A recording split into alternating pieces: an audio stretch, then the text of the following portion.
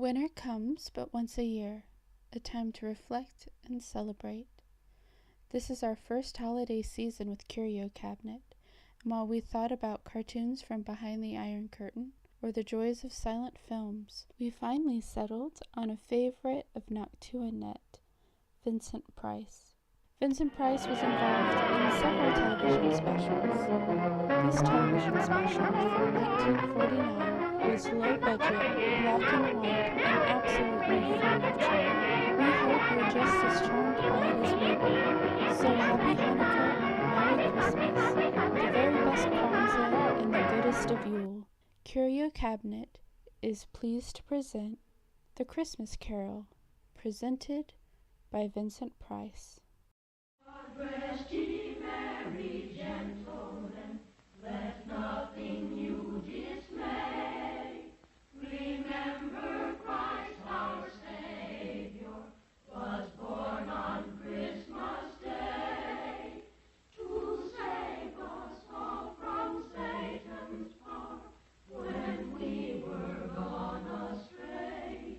Oh, tidings of comfort and joy, comfort and joy, oh, tidings of comfort and joy,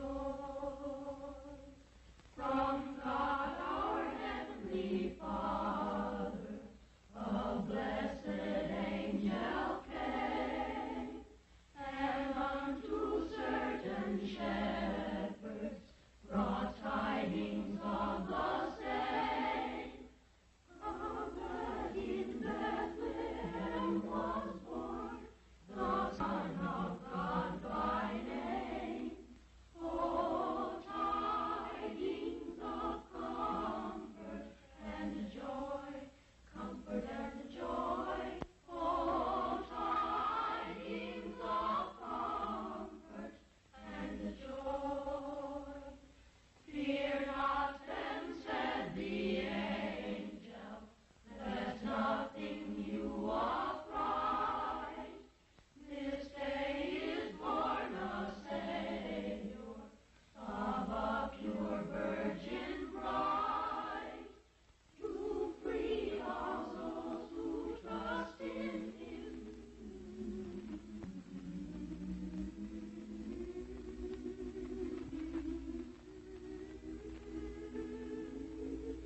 Gilbert K. Chesterton once said, "In everybody there is a thing that loves children, fears death, and likes sunlight.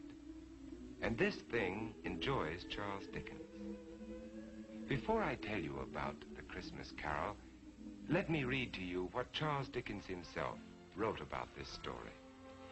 I have endeavored in this ghostly little story to raise the ghost of an idea which shall not put my readers out of humor with themselves, with each other, with the season, or with me. May it haunt their houses pleasantly. Charles Dickens. To begin with, Jacob Marley was dead. There is no doubt about that. You will therefore permit me to repeat emphatically that Marley was as dead as a doornail. Did Scrooge know that he was dead? Of course he did. Ebenezer Scrooge and he had been partners for I don't know how many years. Scrooge never painted out Marley's name, and so there it stood 7 years afterwards above the warehouse door. Ebenezer Scrooge. Oh, but he was a tight-fisted old sinner, hard and sharp as flint. The cold within him froze his features because he always carried his own low temperature with him. And he didn't thaw 1 degree. Not even at Christmas.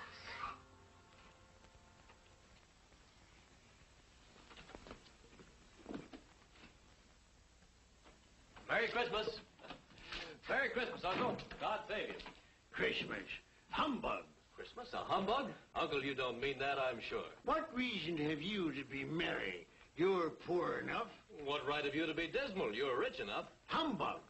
What's Christmas to you but a time for finding yourself a year older but not an hour richer?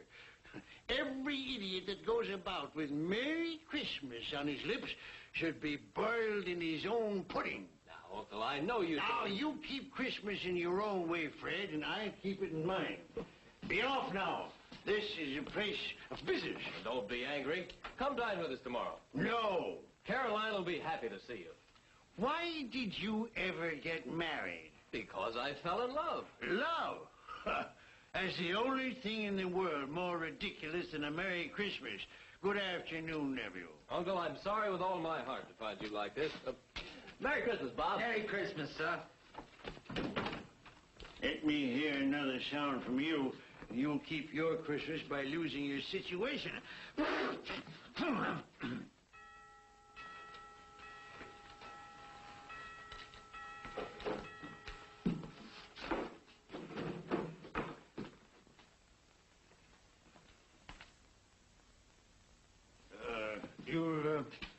You'll want all day tomorrow, I suppose, Crescent. Quite convenient, sir. It's not convenient. But it's only one day in the year, sir. A poor excuse to pick the pocket of your employer every 25th of December. But be here all the earlier next morning. I will, sir. And a Merry Christmas to you, Mr. Scrooge.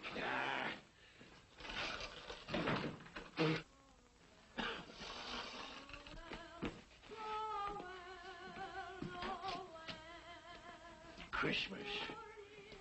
Nonsense. Humbug.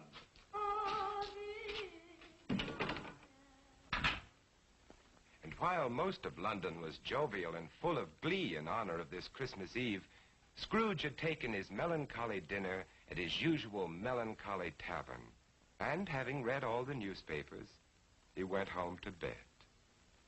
Scrooge lived in the chambers which had once belonged to Marley, his ex-partner. And as I have remarked before, Marley is dead these last 7 years. Dead as a doornail.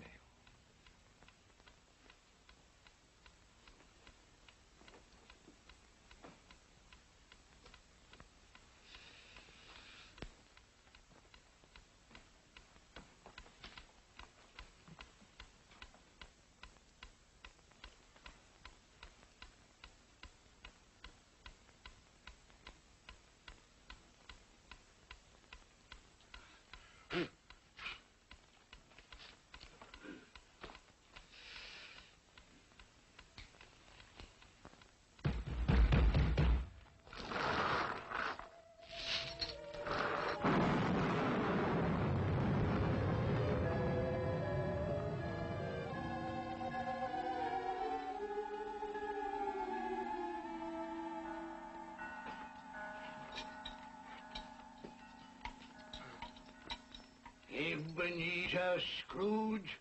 How now? What do you want of me? Much. Who are you? Like I was your partner, Jacob Marley. You don't believe in me? I don't. What evidence would you have of my reality beyond that of your own senses? I don't know. Then why doubt your senses? Because a slight disorder in my stomach could make my senses cheat me. You might be an undigested bit of beef, a blot of mustard, a fragment of underdone potato. Humbug, I tell you, humbug! Mercy on me, dreadful apparition. Now, do you believe in me or not? I do. But why do you come to plague me? And why do you wear that ponderous chain? I made it link by link in my life, as you are doing for yourself on earth. It is now a part of my penance, and I am here tonight to warn you of a fate such as mine. But Ebenezer, if you change your ways, you have a chance of escaping my doom. You were always a good friend to me, Jacob. Thank you. You will be haunted by 3 spirits. Without their visits, you cannot hope to shun the path I tread. Expect the first tomorrow, when the bell tolls 1. Expect the next on the following night at the same hour, and the third on the next night, when the last stroke of 12 has ceased to vibrate. Couldn't I take them all at once, Jacob, and have it over with? Look to see me no more, and look that for your own sake you remember what has passed between us.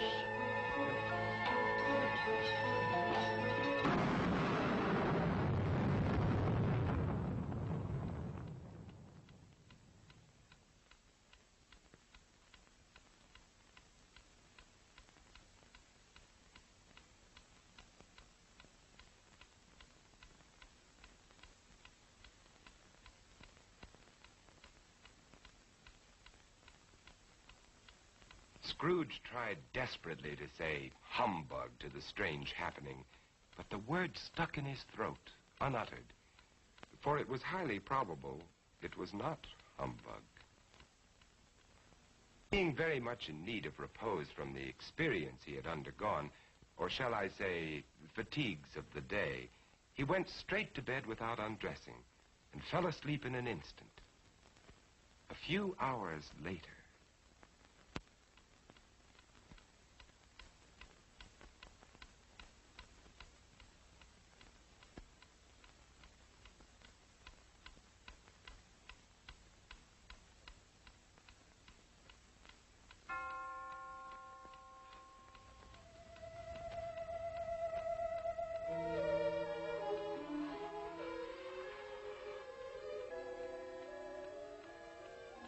Are you the spirit whose coming was foretold to me?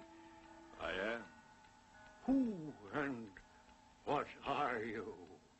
I am the ghost of Christmas past. Long past? No, your past. What business brings you here? Your welfare. I have things to show you, which are the shadow of the things that have been. Rise.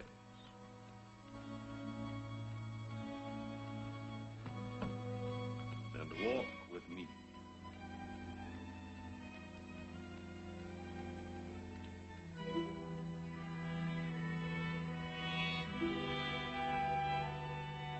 the ghost of Christmas past led Scrooge down the road which he had forgotten for so many years. He showed him a Christmas day in the past, which was a happy one for most children, but not for one lonely schoolboy. Ebenezer Scrooge. Do you know that boy?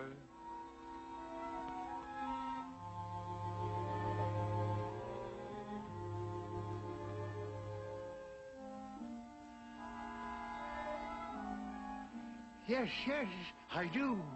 It is I, as a boy. Oh, I remember that Christmas well. I felt so lonely.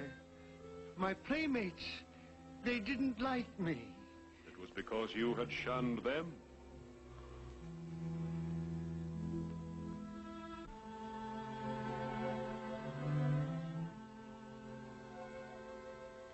Oh, poor boy. I wish What is the matter? there was a boy singing a Christmas carol on the street last night. I should have liked to have given him something, that's all. Shall I show you another Christmas, 40 years ago, when a fair young girl released you from your marriage contract No, no. because she discovered you had ceased to love her? Your greed, avarice, and desire for wealth had killed the love she had for you. No, no, Spirit. Show me no more. Leave me. Haunt me no longer. Awakening in the middle of a prodigiously tough snore and sitting up in bed to get his thoughts together, Scrooge had no occasion to be told that the bell was again upon the stroke of one.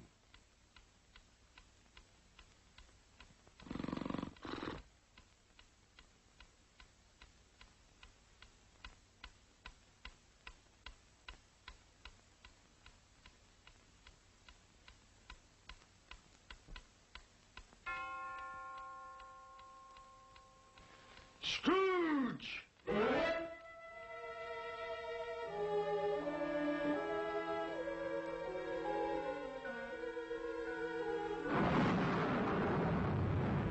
I am the ghost of Christmas present. Look upon me. Yes, Spirit. Conduct me where you will. I went forth last night on compulsion, and I learned a lesson which is working now.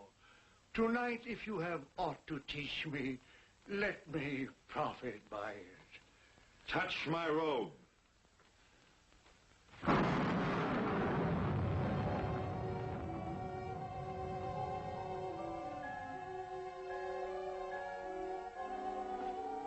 Look.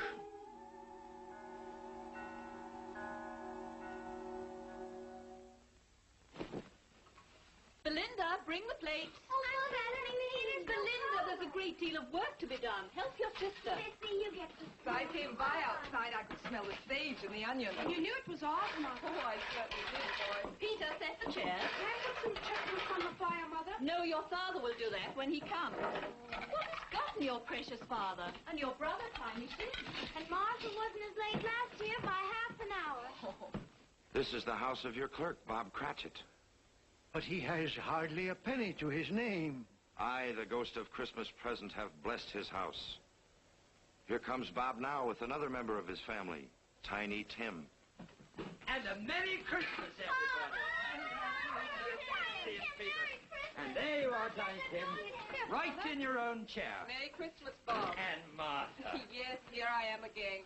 Christmas wouldn't be Christmas without Martha coming to visit us. Bob. And how did Tiny Tim behave today, Bob? Fine. He told me coming home that he was glad he'd been to church, because it's pleasant to remember that the day is called Christmas, after he who made the lame to walk and the blind to see.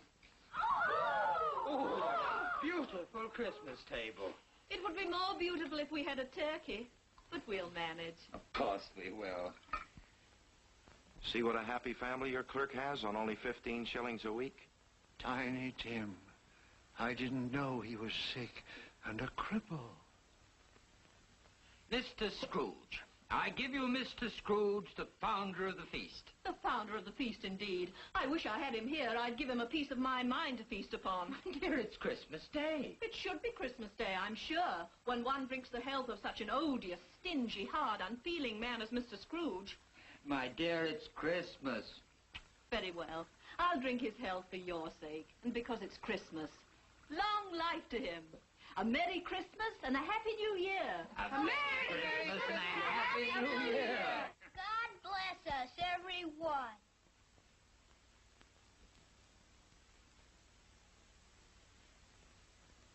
Tell me, Tiny Tim, will he live? I see a vacant seat and a little crutch without an owner. No. Say he will be spared. My life on the globe is very brief. It ends tonight. Tonight? The time is drawing near for me to go and for your third visitor to appear.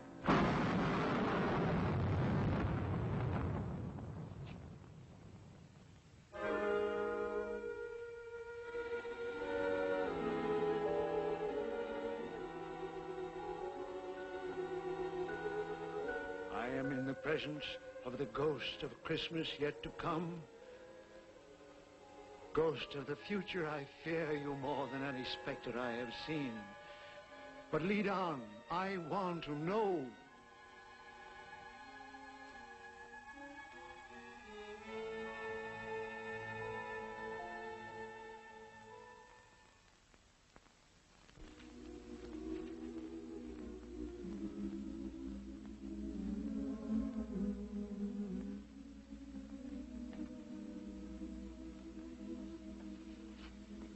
I met a very kind young man today who asked after you. Mr. Scrooge's nephew, whom I scarcely know.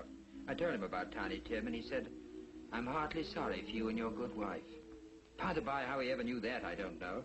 You what, dear? That you were a good wife. Oh, everyone knows that. And he said, if I can be of any service to you at any time, pray come to me. He's rather unlike his old Uncle Scrooge, isn't he? If you must torment me, be quick. Take me to what else you have to show.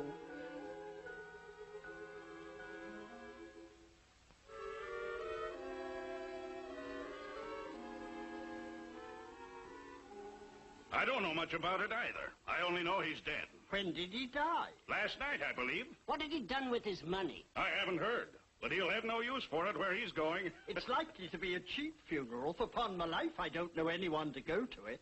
Suppose we make up a party and volunteer. When I come to think of it, I'm not at all sure that I wasn't his most particular friend. For we used to stop and speak whenever we met. I don't mind going to his funeral if lunch is provided. Tell me what man they are speaking of. Who is it that lies dead?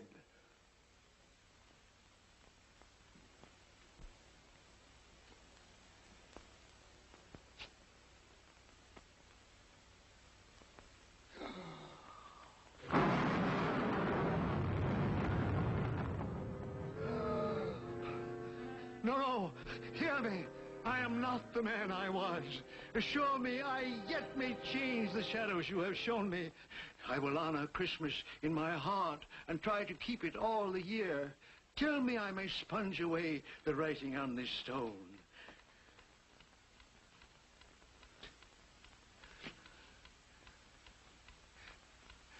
Marley! Marley! Jacob Marley! Heaven and Christmas time be praised for this. I will live in the past, the present, and the future. The spirit of all three shall thrive within me. Boy,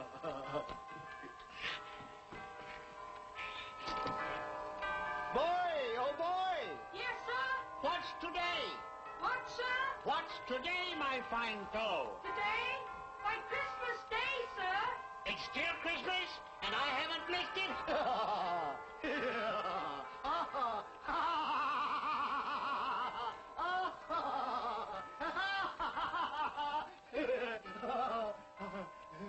For a man who had been out of practice for years, Scrooge gave a most illustrious laugh, the father of a long line of brilliant laughs.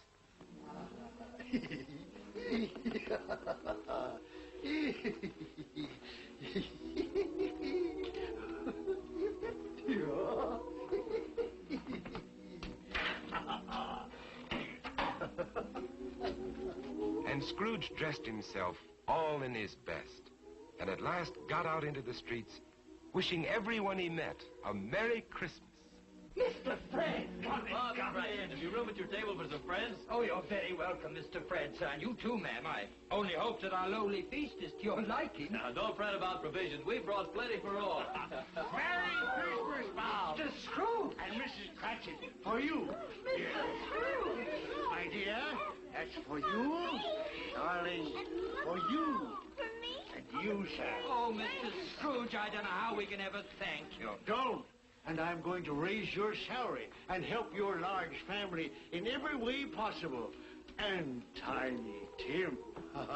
I saw a friend of mine at church just a little while ago. A famous surgeon. You and I are going to see him tomorrow. And he's going to be your friend, too. Mr. Scrooge!